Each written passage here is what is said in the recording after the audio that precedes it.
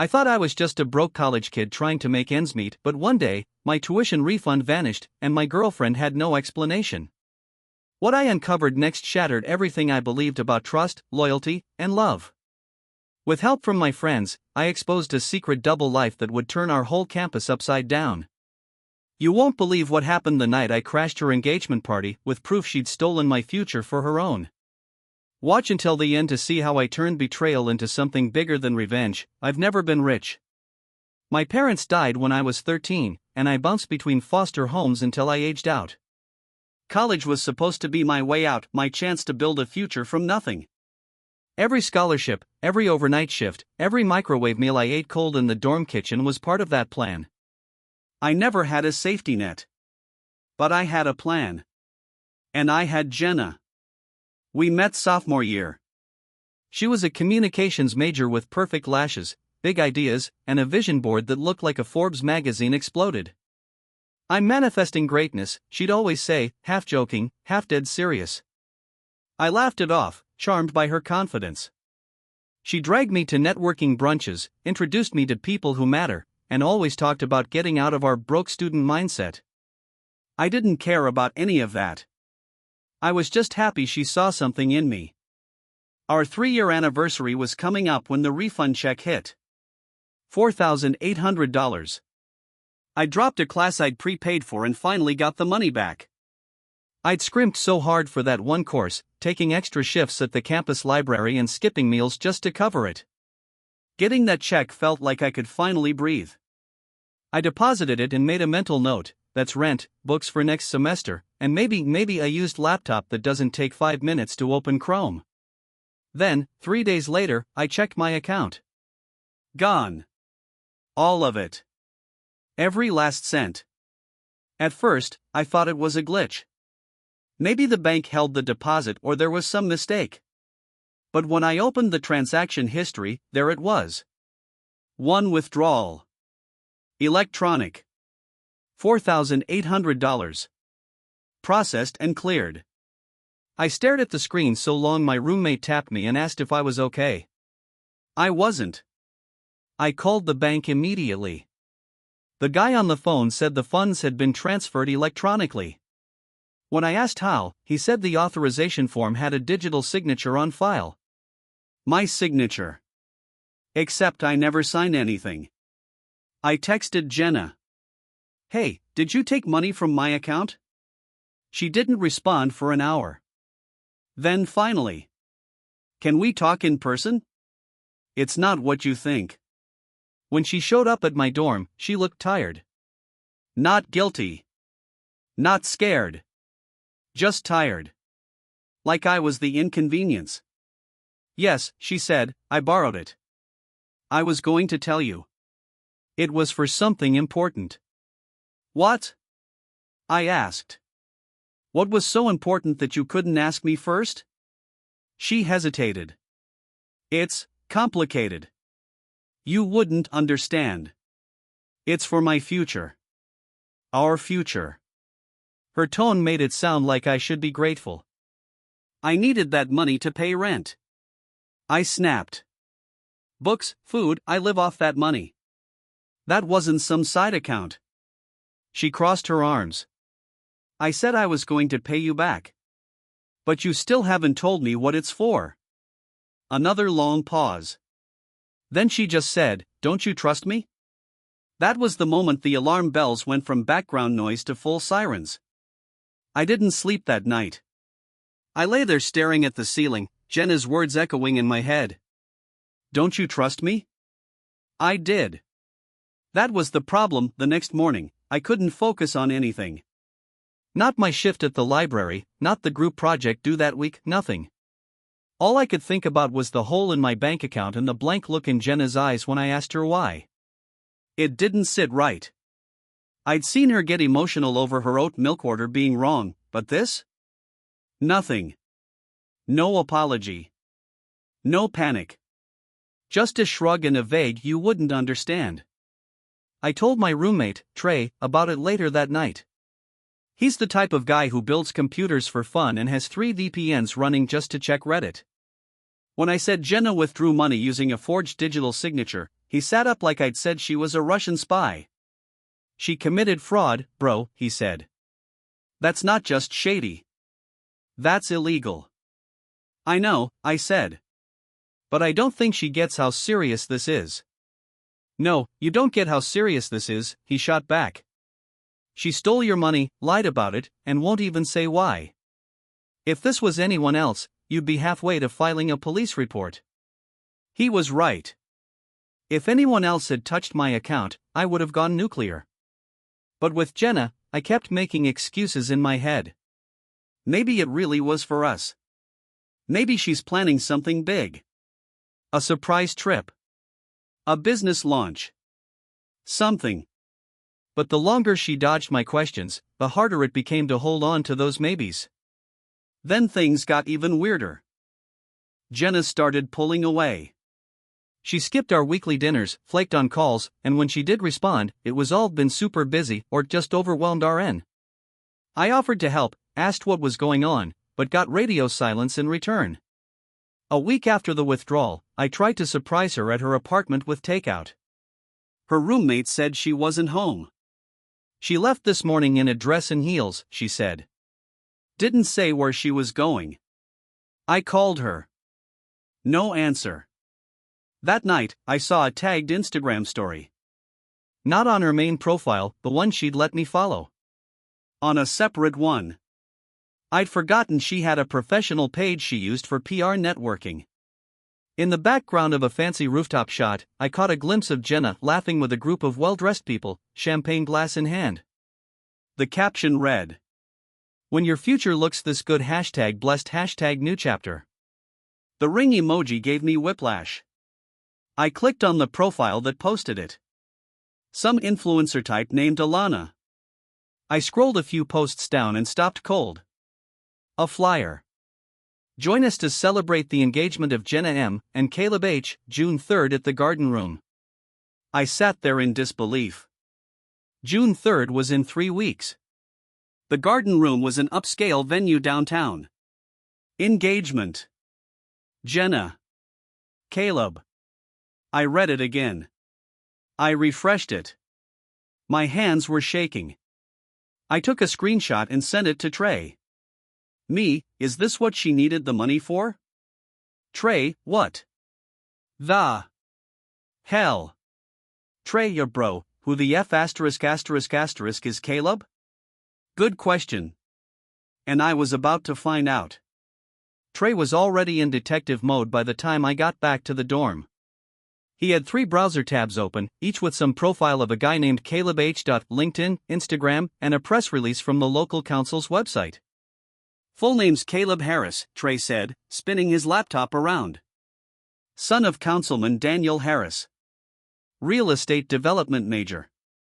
Family owns, like, half the city's riverfront.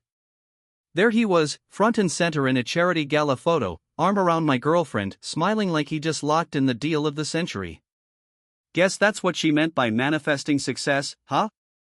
Trey muttered. I didn't even know how to react. Part of me wanted to scream. The other part just kept blinking at the screen, trying to process what the hell I was looking at.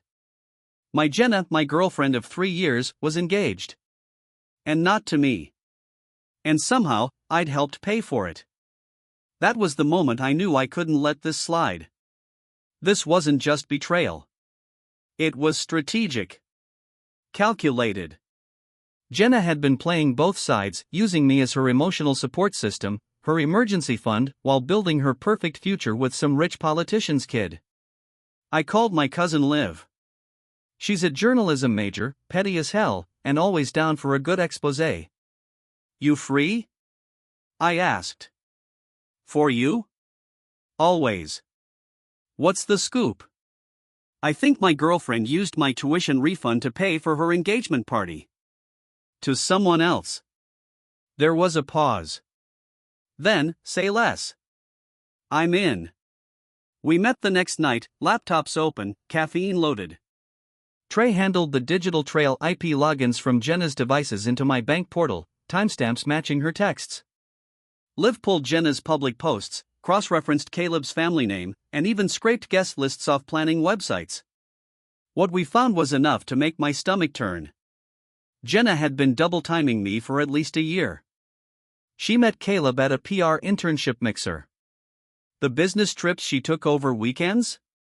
Visiting him. The manifestation retreats? Weekend getaways to private resorts. The $4,800? A deposit on the garden room venue. Even worse? She forged my signature for the withdrawal authorization. Trey recovered a screen recording from the bank's digital system that showed a stylus signature entered from an iPad, her iPad. He matched the device ID to her school's Wi-Fi logs. We had receipts. Literal ones. The final blow came when Liv, using her student press credentials, pulled audio from a podcast Jenna had guested on 6 months earlier. In it, she talked about hedging your bets while you climb, and how stability isn't love, it's just insurance. Insurance. That's what I was to her. I thought about all the late nights I helped her prep for interviews, the groceries I bought when she was broke, the way I skipped out on birthday dinners just to make rent. And she saw me as a backup plan. A placeholder. Trey turned to me. What do you want to do? I want her to feel it, I said quietly. Not just embarrassment. Exposure. Liv smirked. Good. Because I have a very public plan. We started outlining it that night: blow up the party. Show up uninvited. Bring the evidence. Drop everything with precision. Jenna thought she was moving on to bigger and better. She had no idea what was coming. It's wild how fast heartbreak can harden into resolve. By the end of the week, we had everything: digital records, screenshots, audio clips, and even a PDF of the forged withdrawal form. Trey made a password-protected Google Drive with labeled folders: fraud, affair, receipts. It looked like a legal discovery dump. And it was airtight. But Liv's contribution? That was the killer. She'd written up a mock article, Manifestation Queen or Master Manipulator? Inside the double life of PR intern Jenna M. It had everything: quotes, photos, timelines, financial fraud accusations, and a juicy lead about her leveraging 2 relationships to socially climb. She even linked Jenna's internship and pointed out how unethical it was for someone studying PR to manipulate 2 public images at once. I'll post it if she tries to spin the story, Liv said, sipping her cold brew like this was her TED Talk. Trey made a playlist for the car ride to the engagement party. Mostly petty anthems: Beyoncé's Sorry, some Kendrick, a few Taylor Swift deep cuts. I couldn't decide if I was ready to implode Jenna's life or still trying to convince myself it wasn't real. But the day of the party came fast. I shaved. Put on my best thrift store blazer. Trey wore sunglasses indoors for the drama. Liv printed 3 sets of the bank statements and brought a handheld recorder in her bag. She was giddy. Do not stop me from recording her face when she sees you. We walked into the garden room like a slow-motion movie. It was even worse in person: rose gold decorations, champagne flutes, a live string quartet. Jenna was front and center in a white designer dress, laughing at something Caleb said. She looked happy. Comfortable. Secure. Until she saw me. Her smile collapsed mid-laugh. Caleb turned, confused. You know him? Jenna took a shaky breath. That's my friend. From school. Friend, I said, loud enough for the closest guests to hear. You mean your boyfriend of 3 years? The room shifted. Whispers. Forks hitting plates. Caleb turned again, slower this time. What did he just say? I stepped forward. 3 years. While she was seeing you. She was living in my dorm half the week, telling me she loved me, borrowing money I didn't have. Jenna's voice cracked. Please don't do this here. But I kept going. I have bank statements. Proof she forged my signature. Used my tuition refund $4,800 to pay for this venue. For this engagement party. Gasps now. A phone camera raised. Someone whispered, no way. Trey handed out the papers. Liv clicked her recorder on and set it in the center of a table. I wasn't done. She told me she was overwhelmed. That I should trust her. Meanwhile, she was manifesting a whole new life with him and keeping me as her backup plan. Caleb looked like he'd been punched. I turned to him. I'm sorry you had to find out like this. But you deserve to know who she really is. Then I raised a glass I hadn't even sipped from and said, to Jenna, the only woman who could be engaged to two men at the same time and still manage to be broke. Silence. Then someone in the back choked out a laugh. Caleb walked away without a word. His mother followed, furious. Jenna just stood there, trembling, her lips parted like she might cry or explode. She didn't do either. She just ran. The aftermath of the party felt almost dreamlike. People stood in stunned silence or started whispering as Jenna's family tried to collect themselves. Caleb's parents left quickly, ushering their son out as if the building was on fire.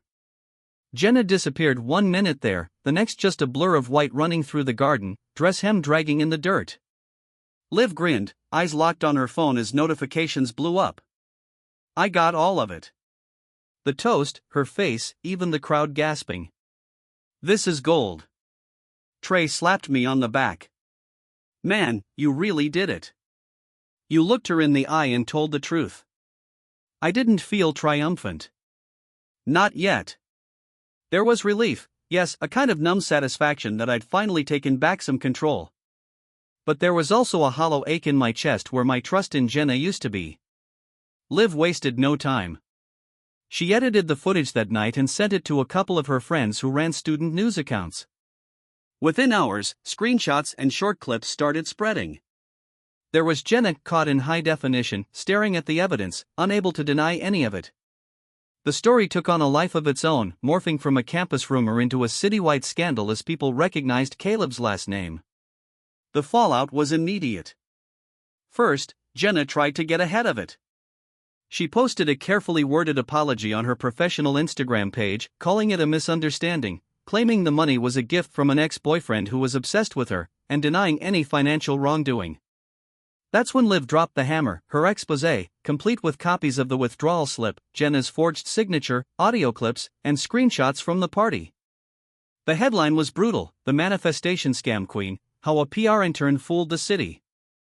Within hours, Jenna's name was trending locally for all the wrong reasons. The councilman's office released a terse statement distancing their family from her.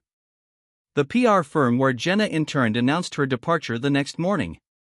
Her phone, I imagined, must have been on fire. I started to feel the weight lifting. For the first time since that money vanished, I could breathe again. People messaged me, some I barely knew, some who'd watched Jenna climb her way through every social circle in the city. You did the right thing. We always knew she was fake. Even a few who'd been burned by her before. Campus gossip hit fever pitch. I became, for better or worse, the guy who exposed Jenna. There were some who thought I was petty, that I should have handled it quietly. But most people understood. They saw me not as a victim, but as someone who finally stood up for himself. I got a call from my bank. They'd flagged Jenna's withdrawal as fraudulent and offered to help me file a claim. The process would take time, but I felt a little hope for the first time since the nightmare started. Meanwhile, Liv's story picked up steam, getting picked up by a local blog, then a regional news channel. She credited me by my initials only, but made sure people knew I wasn't the villain here. She made Jenna's manipulation impossible to ignore. And in all of this, as the dust began to settle, I started to realize something: Jenna's chaos didn't define me anymore. I was finally free for a week. Campus felt like a reality show. People I barely recognized would nod at me in the dining hall, some whispering, some bold enough to say, "Dude, that was legendary." A few guys from my econ class even offered to buy me a beer. I tried to ignore most of it. I hadn't set out to be a spectacle, I just wanted my life back. Jenna was nowhere to be seen. Her social media went dark. Word spread that she'd been kicked out of the internship and was staying with an aunt outside the city. No apology, no attempt to make things right, not even a text. But the story kept growing. Liv's expose made its way into group chats, then to a segment on the local evening news. They blurred out my face, but the narrative was clear: a student's tuition refund stolen by a PR intern with a double life, exposed at her own engagement party to a councilman's son. I watched it in stunned silence, realizing just how big this had gotten. My pain was now public, but in a strange way, it made it feel less isolating. The best part was what happened after. One afternoon, I got called into the financial aid office. I expected paperwork or another round of bureaucracy. Instead, Megan, the grad assistant who had helped file my fraud report, smiled as I sat down. "We got your claim approved," she said, sliding over a folder. "You'll get about half of it back. The rest should be recoverable if Jenna pays restitution." I was stunned. "How? That was fast." She smiled, softer now. "People are paying attention. You inspired a lot of students to check their accounts and report suspicious withdrawals. It made the department look hard at our own procedures." She hesitated, then laughed, a little nervous. "If you want, we're grabbing coffee later to celebrate.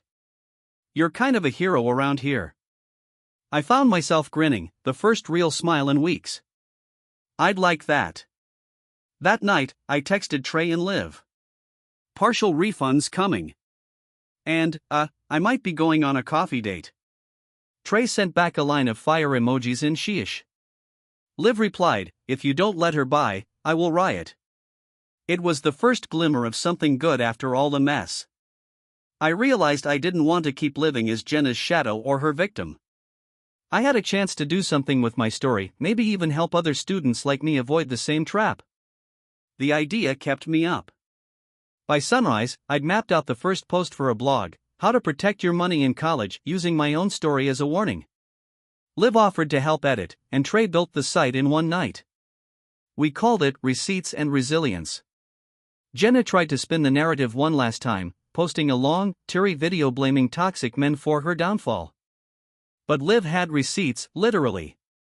She counter-posted every lie, tagging the firms Jenna wanted to work for. Jenna's new start crumbled before it began. As for me, I felt lighter. Not fixed, not whole, but honest. Like I'd finally woken up from someone else's dream and started living in my own reality. In the weeks that followed, my life changed in ways I never expected. The blog, Receipts and Resilience, started as a late-night project but quickly found an audience. Other students shared their own stories about shady roommates, manipulative partners, financial scams, and the comments poured in. For the first time, I felt connected to something bigger than my own pain. Megan and I started seeing each other, slowly at first. She was patient, listening to every detail, never judging, always encouraging. She'd survived her own financial mess sophomore year, so we swapped horror stories and laughed over cheap coffee, both a little bruised, both a little wiser. With her, things felt simple. Real. There were no games, no grand declarations about manifesting destiny, just quiet support and actual kindness. I won't pretend I didn't think about Jenna. The humiliation she suffered was something I wouldn't wish on anyone, no matter how badly she'd hurt me. But as her story faded from the headlines and the campus chatter moved on, I realized I'd finally let her go. The betrayal still stung, but it didn't define me anymore. It was just something that happened, a scar, not a fresh wound. The money situation wasn't perfect. I only got about half back at first, but my case moved through small claims court, and eventually, I recovered almost everything. What I lost in dollars, I gained in boundaries, in self-respect. Trey called it a life tuition fee, expensive, but worth every cent if it meant I'd never fall for someone like Jenna again. By the end of the semester, Receipts and Resilience was featured in a local newspaper. I was invited to speak at a student panel on financial literacy. It felt surreal. Just months ago, I was another broke guy getting walked over. Now, I was helping others protect themselves, telling my story not from a place of bitterness, but with genuine hope. Megan sat in the front row, cheering the loudest. Afterward, she squeezed my hand and whispered, "You really are kind of a hero, you know." I smiled, feeling more seen and understood than I ever had before. I wasn't Jenna's safety net, or anyone's backup plan. I was just me, a survivor, a builder, and finally, someone I could be proud of.